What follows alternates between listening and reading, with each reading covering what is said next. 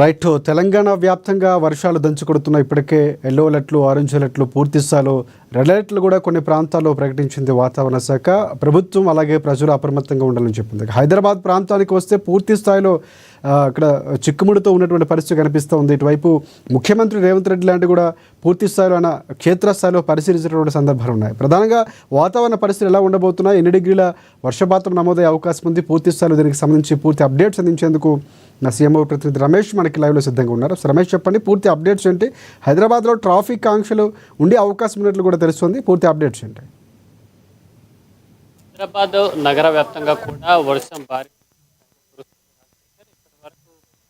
తెలంగాణ హైదరాబాద్ వాతావరణ కేంద్రం చెప్తున్న వివరాల ప్రకారం ఇప్పటి వరకు పలక్నామాలో 18 మిల్లీమీటర్ల వర్షం అత్యధిక స్థాయిలో నమోదు కాగా, తర్వాత రాజేంద్ర నగర్ లో 16.9 మిల్లీమీటర్లు, అలాగే చార్మినార్ లో 4 మిల్లీమీటర్లు కూడా కురవడం జరిగింది లాస్ట్ అవర్ లో.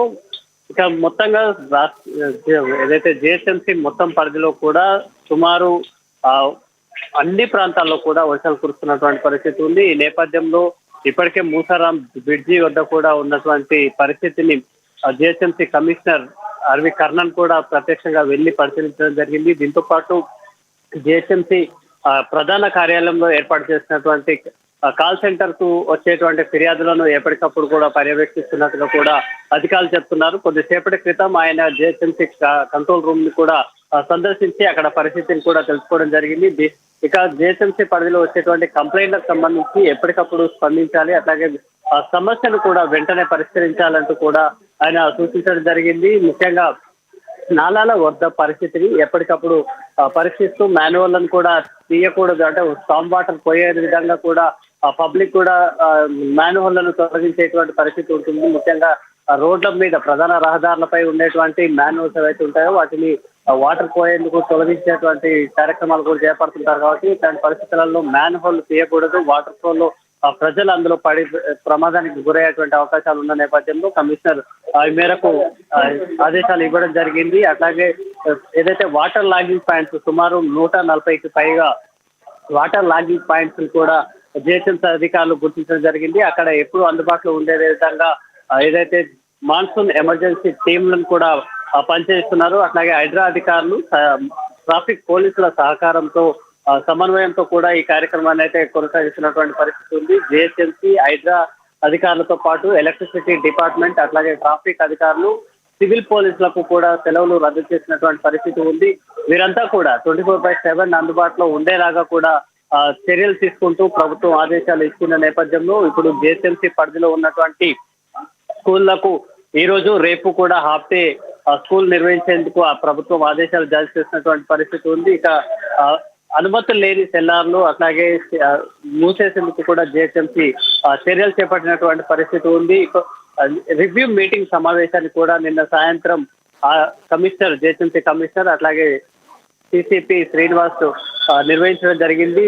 అటు డిప్యూటీ కమిషనర్లు అట్లాగే ఇతర అధికారులతో కూడా అవసరమైనటువంటి ఆదేశాలు ఇవ్వడం జరిగింది. ఈ నేపథ్యంలో నగరంలో ఉన్నటువంటి 685 శిథిలావస్థకు చేరిన భవనాలకు సంబంధించి గుర్తించి వీటిలో ఉన్నటువంటి 327 భవనాలకు మరమ్మతులు పూర్తి చేసినటువంటి పరిస్థితి ఉంది. మరికొన్ని చోట్ల డిలాబరేటరీ సిచ్యువేషన్ లో ఉన్నటువంటి భవనాలకు వర్షాలకు సంబంధించి కూలిపోయేటువంటి ప్రమాదం ఉన్న నేపథ్యంలో వారిని కూడా ఖాళీ చేయించడం జరిగింది. 358 భవనాలకు సంబంధించినటువంటి యజమానులకు నోటీసులు కూడా ఇవ్వడం జరిగింది. వాటికి సంబంధించి బిల్డింగ్ స్ట్రక్చరల్ ఏదైతే కన్సిస్టెన్సీ అంటే పటిష్టతకు సంబంధించినటువంటి రిపోర్టులను కూడా తెప్పించుకొని ఆ భవనాలలో ఎటువంటి ప్రాణ నష్టం కానీ ఆస్తి నష్టం జరగకుండా గుర్తించేలాగా కూడా చర్యలు చేపట్టడం జరిగింది. ఇక 154 సెల్లార్ తవ్వకాలను కూడా గుర్తించి వాటికి సంబంధించి 61 చోట్ల రిటైలింగ్ వాల్ కూడా నిర్మాణం పూర్తి చేసినటువంటి పరిస్థితి ఉంది.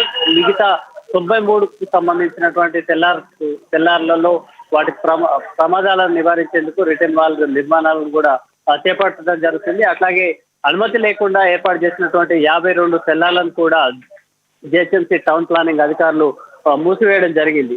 సో ఇక 2 రోజులకు సంబంధించి ఈ రోజు రేపు కూడా భారీ స్థాయిలో వర్షాలు కురుస్తుండగా ఇక 15వ తేదీ 16వ తేదీ కూడా 2 రోజులకు సంబంధించి ఎల్లో అలర్ట్ ను, అట్లాగే 17వ తేదీకి సంబంధించి జిహెచ్ఎంసీ పరిధిలో ఆరెంజ్ అలర్ట్ కూడా జారీ చేసినటువంటి పరిస్థితి ఉంది. ఎదురుతెరపి లేకుండా వర్షాలు కురుస్తున్నటువంటి నేపథ్యంలో శిథిలావస్థలో ఉన్న భవనాలకు సంబంధించి వెంటనే ఖాళీ చేయాలంటూ కూడా జీహెచ్ఎం సూచిస్తుంది. దాంతోపాటు వర్షాలకు సంబంధించి నీటి ప్రవాహం కారణంగా నగర రోడ్లన్నీ కూడా నిండిపోయేటువంటి పరిస్థితి ఉంది. ట్రాఫిక్ జామ్ కూడా ఏర్పడేటువంటి అవకాశాలు ఉన్న నేపథ్యంలో అత్యవసరమైతే తప్ప ప్రజలు బయటికి రావద్దు. ఏదైనా అవసరం ఉంటే కనుక జిహెచ్ఎంసీ కాల్ సెంటర్ ని కోరాలి.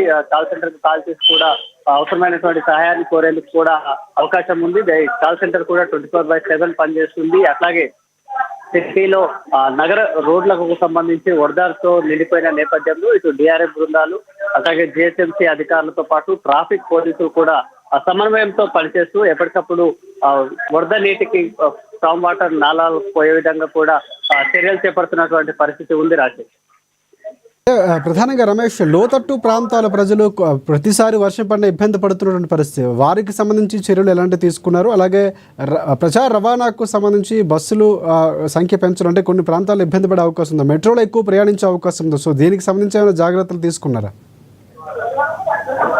ఏదైతే జిహెచ్ఎంసీ పరిధిలో లోతట్టు ప్రాంతాలు కానీ కాలనీలకు సంబంధించి రెగ్యులర్ గా జరిగేటువంటి ప్రాంతాలను కూడా గుర్తించడం జరిగింది. సేమ్ టైం నేచురల్ వరద కాలువలకు సంబంధించినటువంటి రూట్ ఏదైతే ఉంటుందో వాటిని గుర్తించే క్రమంలో అంటే దగ్గరలోని చెరువులకు నాలాల ద్వారా వెళ్ళేటువంటి సిస్టమ్ అయితే ఉంది. దాన్ని కొలాప్స్ చేసే విధంగా గోడలు నిర్మించేటువంటి పరిస్థితిని కానీ లేదా కొంతమంది నివాసాలు ఏర్పాటు చేసుకున్నటువంటి పరిస్థితులు కూడా ఉన్నాయి. వాటికి సంబంధించి వాటి నేపథ్యంలోనే ఏదైతే నేచురల్ డ్రైన్ లైన్లు నేచురల్ స్టామ్ లైన్ లేకపోవడం వల్లనే ఈ నీళ్ళంతా కూడా రోడ్ల మీదకి వచ్చేటువంటి అవకాశం ఉంది. అట్లాగే లోతట్టు ప్రాంతాలకు ఏదైతే చెరువులోకి వెళ్ళేటువంటి నీటి ప్రవాహాన్ని అడ్డుకున్న క్రమంలో ఆ పక్కన ఉన్నటువంటి ప్రాంతాలు మునిగిపోయేటువంటి అవకాశాలు ఉన్నాయి. కాబట్టి వాటిని గుర్తించి అక్కడ నిర్మాణాలను తొలగించడము అట్లాగే వాటికి సంబంధించినటువంటి కన్స్ట్రక్షన్ వాల్ కూడా నిర్మించినటువంటి పరిస్థితి